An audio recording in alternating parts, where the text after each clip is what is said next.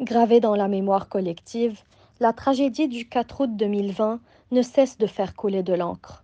Au-delà de la douleur et du chagrin, 3 familles de victimes font leur deuil différemment, en créant des associations caritatives.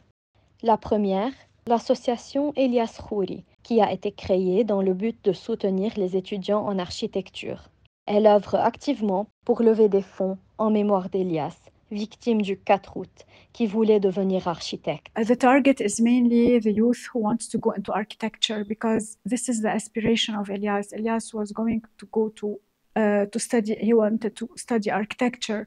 So it was very hard for me to accept that Elias was supposed to graduate that year and he would be joining university.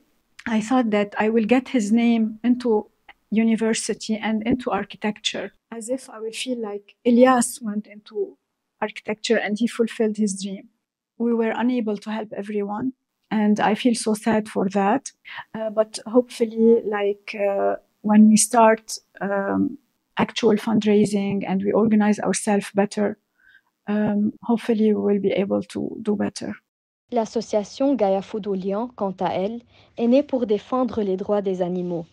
Elle prend soin de plus d'une centaine de chiens abandonnés, en les nourrissant et en les soignant jusqu'à leur adoption.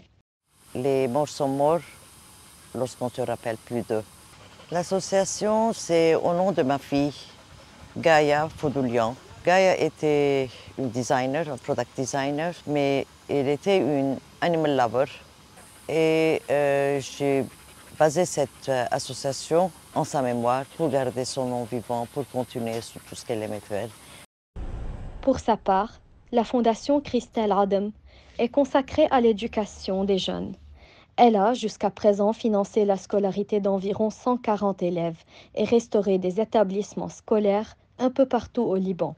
Le dernier acte de Christelle, avant qu'elle ne décède, était un acte où elle aidait un jeune à lui offrir un laptop pour qu'il puisse poursuivre ses études. Et donc on n'a pas voulu que cet acte-là soit sans réponse. Donc on a décidé de fonder une fondation, la fondation Christelle Adem Foundation, KEAF, qui s'occupe de l'éducation des jeunes.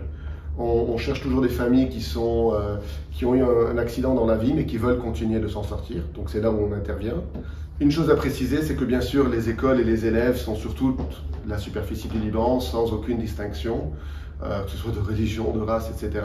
Lorsqu'on aide, on aide tout le monde, indépendamment. Tout ce qui nous intéresse, c'est que la famille veuille s'en sortir. Et voilà, le but est d'aider au maximum, encore une fois, pour que le geste que Christelle avait fait avant sa mort ne soit pas parti en vain. Unies par la même souffrance, ces familles ont transformé leur peine en un élan de générosité et de solidarité.